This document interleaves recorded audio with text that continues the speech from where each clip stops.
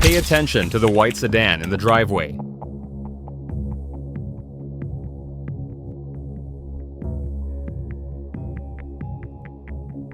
Notice how the grass hasn't been mowed in weeks. The mailbox overflows with uncollected letters and flyers. This is 40127 Oakmont Drive in suburban Columbus, Ohio. A quiet street. Good schools. Block parties every 4th of July. For 3 weeks in August 2019, neighbors had been calling the property management company. The smell was unbearable. Sweet. Rotten. It seemed to be coming from apartment 2B.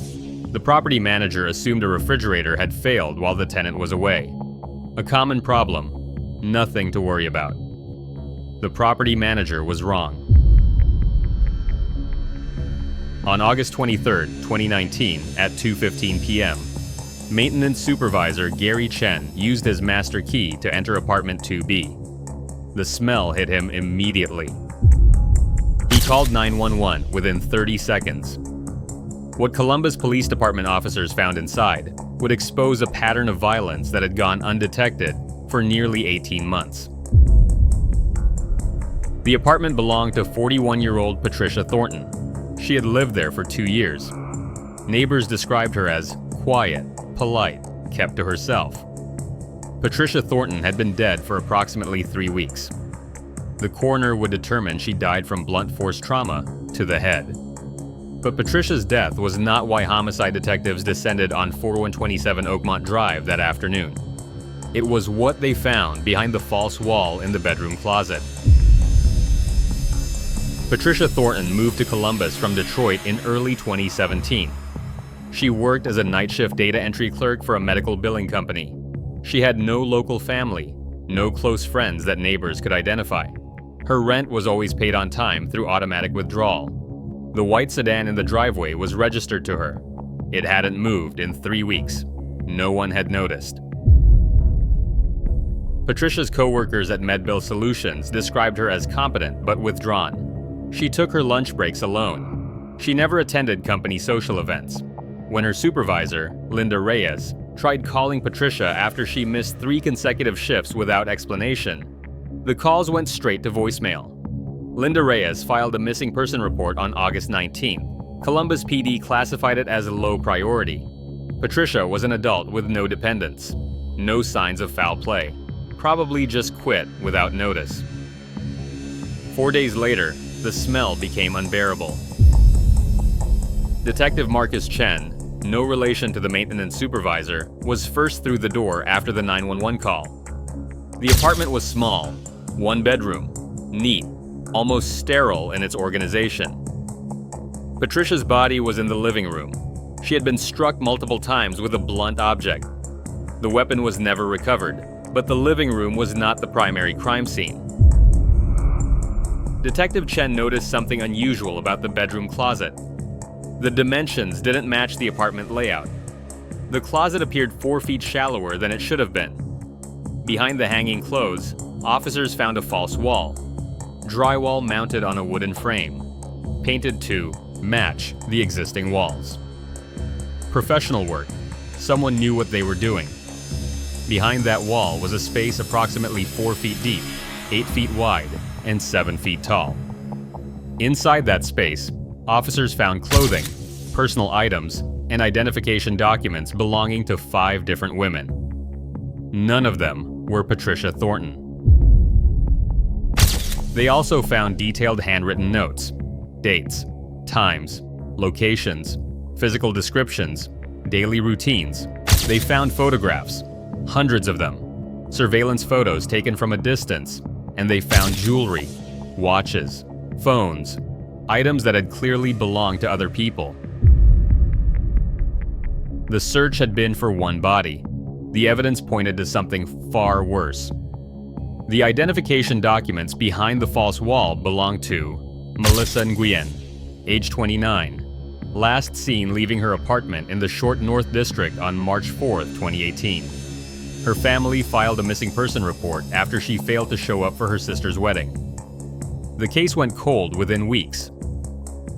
Lauren Castellano, age 34, reported missing by her employer on June 12, 2018. She worked as a pharmaceutical sales representative and was known for her reliability. Her car was found in a grocery store parking lot.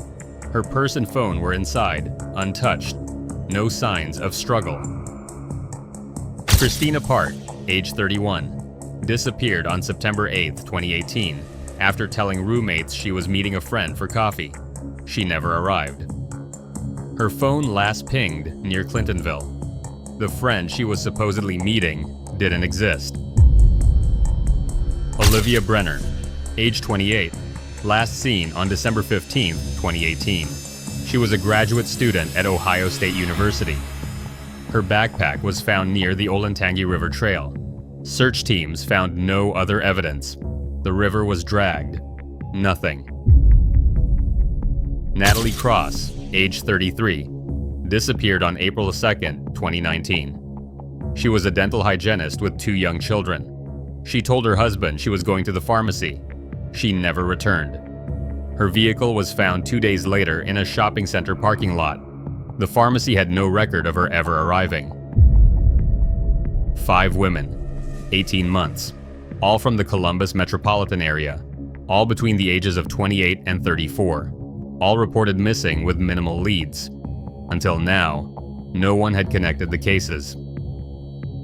Detective Marcus Chen contacted the families of the 5 women immediately. He needed to confirm the belongings. He needed to understand the scope of what they were dealing with. Melissa Nguyen's mother identified a silver bracelet with a lotus flower charm. She had given it to Melissa for her college graduation. Melissa never took it off. Lauren Castellano's husband identified a Cartier watch, a 10th anniversary gift. Lauren was wearing it the day she disappeared. Christina Park's roommate identified an iPhone in a distinctive lavender case. Christina had it with her when she left the apartment that September morning. Olivia Brenner's sister identified a vintage leather satchel. It had belonged to their grandmother. Olivia carried it everywhere. Natalie Cross's husband identified a hospital ID badge and a set of car keys. Natalie had them with her when she left for the pharmacy. The belongings were genuine. These items had been taken from the victims, but the most disturbing discovery was still to come.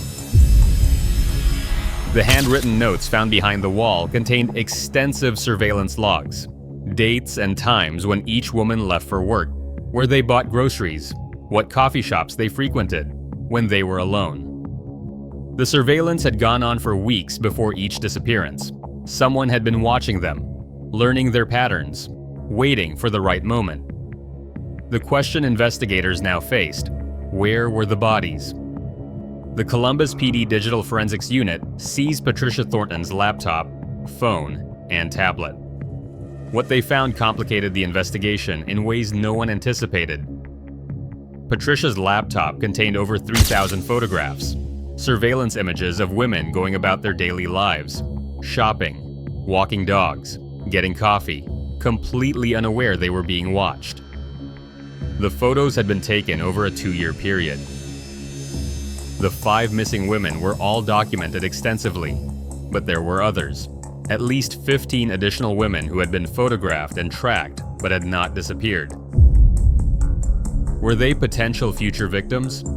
Or had something stopped the pattern? The forensics team found something else. Patricia's search history showed repeated queries about human remains disposal, cadaver decomposition, remote areas in southern Ohio, and decommissioned industrial sites. She had also researched missing person investigations, police procedures, and how long it takes for someone to be declared legally dead. The picture emerging was clear. Patricia Thornton had not been acting on impulse. This had been methodical, planned, sustained over years. But something troubled Detective Chen. The surveillance notes were detailed and obsessive. The collection of personal items suggested a need to keep trophies, classic serial predator behavior. Yet Patricia herself was the victim of a violent homicide. Someone had killed her. Someone had beaten her to death in her own apartment and left her there to rot. The investigation split into 2 parallel tracks. Who had Patricia Thornton killed, and who had killed Patricia Thornton? Investigators began mapping the locations where the 5 women were last seen. No obvious pattern emerged initially. Different neighborhoods, different times of day. No single location connected all 5 disappearances. Then, Detective Lisa Harmon noticed something. 3 of the 5 women had recently moved into new apartments within 6 months of their disappearances. Melissa Nguyen moved into a short north apartment on January 10, 2018. She disappeared less than 2 months later. Christina Park signed a lease for a Clintonville apartment on July 1, 2018. She was gone by September. Natalie Cross moved her family to a Westerville rental on January 15, 2019. She vanished less than 3 months later. Detective Harmon requested rental applications and lease agreements for all 5 victims. What she discovered would break the case open. Patricia Thornton had been present during the showing or move-in process for all 3 women who had recently relocated. She had been there as a property manager's assistant. But Patricia didn't work in property management. Her job was data entry for a medical billing company. Harmon pulled employment records. Patricia had worked part-time as a contractor for Midwest Property Solutions from January 2018 through June 2019. Her role involved showing apartments, coordinating move-ins, and conducting property inspections. She had complete access to vacant units. She had copies of master keys. She knew when tenants would be alone. The surveillance photos suddenly made sense. Patricia wasn't stalking strangers on the street. She was targeting women she had access to through her property management work. Women who had let her into their homes. Women who trusted her because she appeared to be legitimate. Lauren Castellano and Olivia Brenner had not recently moved, but both had submitted maintenance requests in the months before they disappeared. Midwest Property Solutions had contracts with their apartment complexes. Patricia had been dispatched to handle the repairs. She had been in their homes. She knew the layouts. She knew their schedules. All 5 women had crossed paths with Patricia Thornton in the months before they vanished. None of them had any reason to fear her. With the property management connection established, investigators obtained records of every property Patricia had accessed between January 2018 and August 2019. The list was extensive, over 200 apartment units across Franklin County. Search teams were deployed to every location where Patricia had been assigned to work alone. They focused on storage areas, basements, false walls, and spaces that had been recently renovated or modified. On September 1, 2019, a cadaver dog alerted in the basement storage area of a vacant apartment building in Franklinton. The building had been scheduled for demolition. Midwest Property Solutions managed the property during its final months of operation. Behind a false wall in the basement, investigators found the remains of 4 women. Melissa Nguyen, Lauren Castellano, Christina Park, Olivia Brenner. DNA confirmation took weeks. Dental records were conclusive. The families had answers, though not the kind anyone wanted. Natalie Cross was not among the remains. Her location remained unknown. The discovery of 4 bodies shifted the investigation's focus. Patricia Thornton was confirmed as the perpetrator. The evidence was overwhelming. But Patricia had been murdered in her apartment 3 weeks before her crimes were discovered. Someone had killed her. Someone had entered her apartment, beaten her to death, and left her body there. That person had made no attempt to hide the evidence, no attempt to stage the scene, just violence and departure. Detective Chen reviewed the timeline. Patricia was likely killed on or around August 1, 2019. The coroner's estimate placed time of death between July 31st and August 2nd. What had happened on those dates? The investigative team reviewed all missing person reports filed in Central Ohio during July 2019. One report stood out. Natalie Cross disappeared on April 2nd, 2019. Her husband, David Cross, filed a missing person report the same day. David Cross had been cooperative with investigators. He had provided phone records, financial statements, and access to their home. He had passed a polygraph examination. But David Cross had done something else, something that didn't appear in the official missing person file. he had hired a private investigator. The private investigator's name was Angela Morton. She was a former Columbus police detective who had retired in 2016 to start her own firm. David Cross retained her services on April 15, 2019, 2 weeks after his wife vanished. Detective Chen contacted Morton on September 3rd. She agreed to meet and share her findings. Morton had conducted her own investigation parallel to the police. She had tracked Natalie's movements in the days before her disappearance.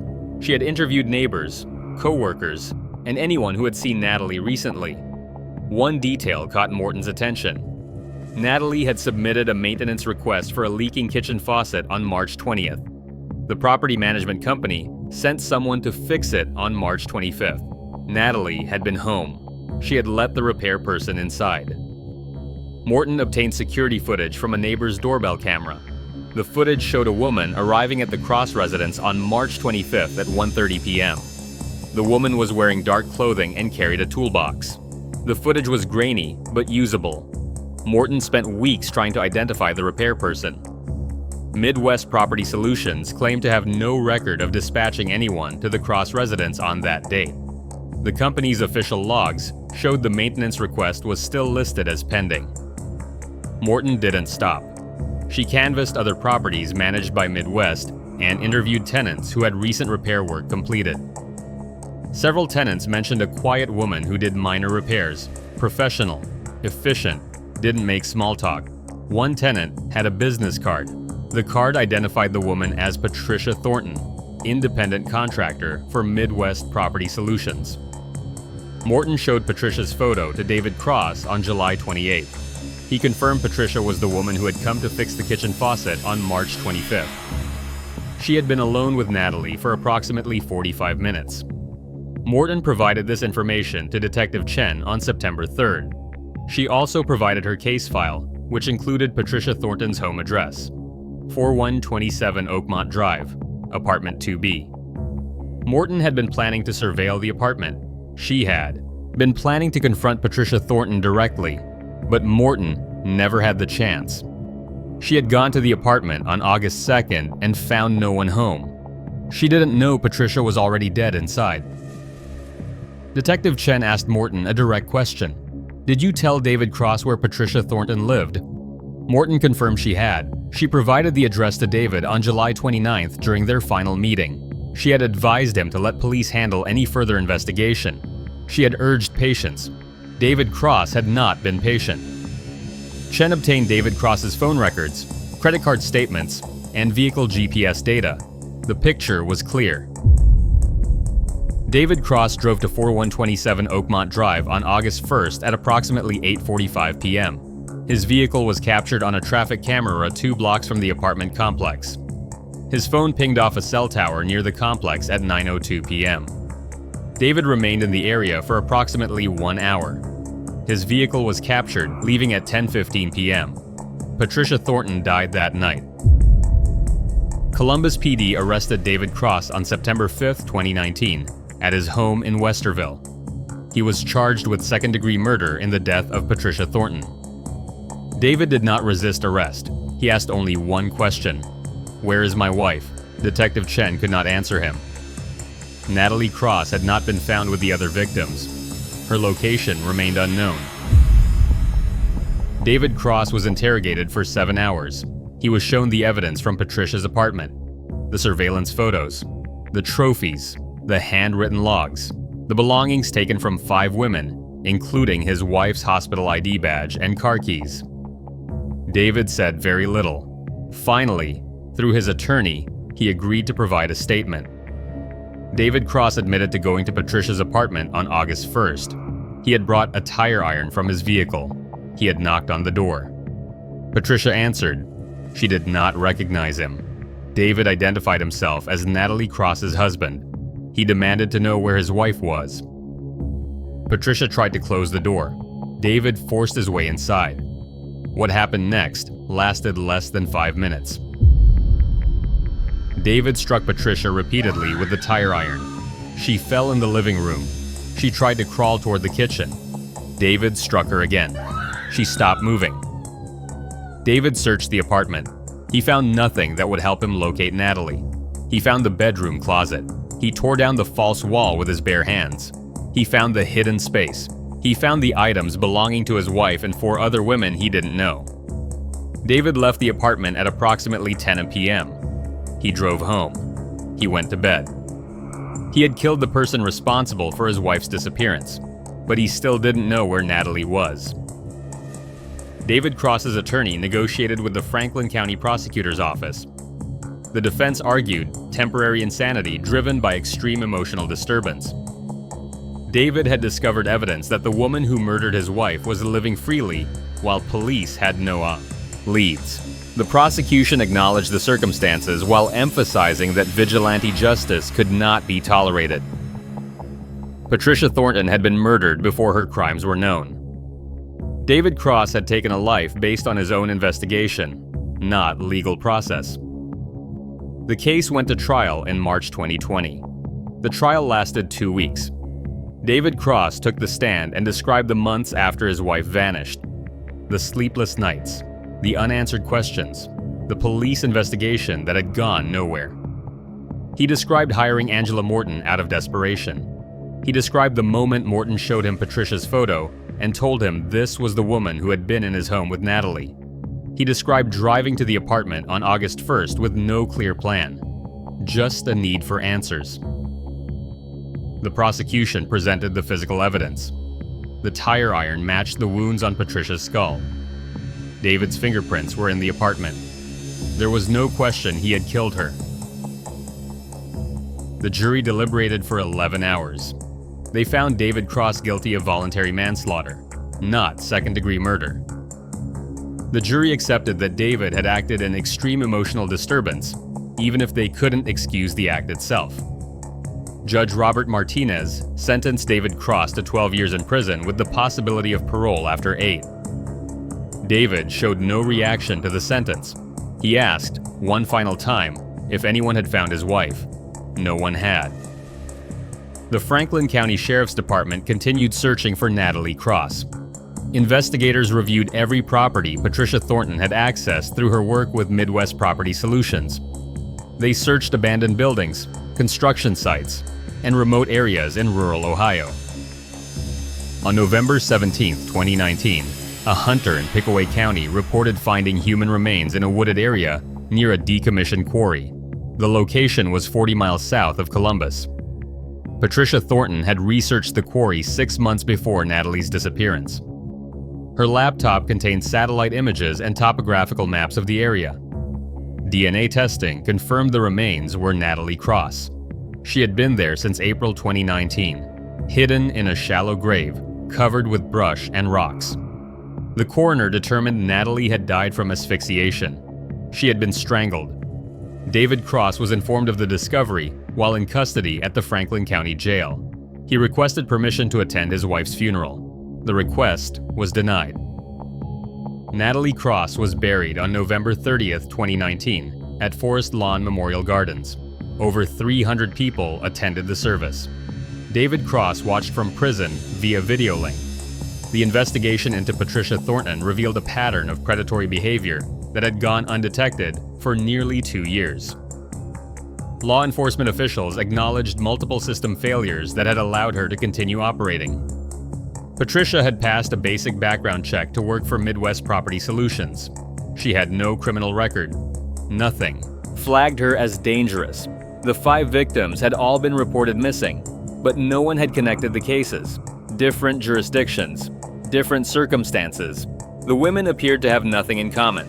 In reality, they all had one thing in common. Patricia Thornton had access to their homes. Midwest Property Solutions implemented new policies requiring background checks for all contractors and tracking systems for master key access. The policies were named in honor of the victims. Angela Morton, the private investigator, was not charged with any crime. She had provided information to her client in good faith. She had recommended that David allow law enforcement to handle the investigation. Morton closed her private investigation firm in January 2020. She now works as a consultant training law enforcement agencies on identifying patterns in missing person cases. David Cross remains incarcerated at the Madison Correctional Institution in London, Ohio. He is scheduled for parole review in 2028. His children, now ages 12 and 14, live with Natalie's parents. They visit their father twice a month. The families of the 5 victims established the Patricia Thornton Victims Memorial Fund in 2020. The fund supports organizations working to improve missing person investigations and assist families navigating the search for lost loved ones. Melissa Nguyen's mother serves as the fund's director. She speaks publicly about the importance of connecting missing person cases across jurisdictions and recognizing patterns that might otherwise go unnoticed. The false wall in Patricia Thornton's apartment has been removed. The apartment has been renovated and re-rented. The new tenant does not know what was found there. The white sedan in the driveway was auctioned. The mailbox no longer overflows. 4127 Oakmont Drive looks like any other address on a quiet suburban street. The smell is gone. But 5 women are not coming home.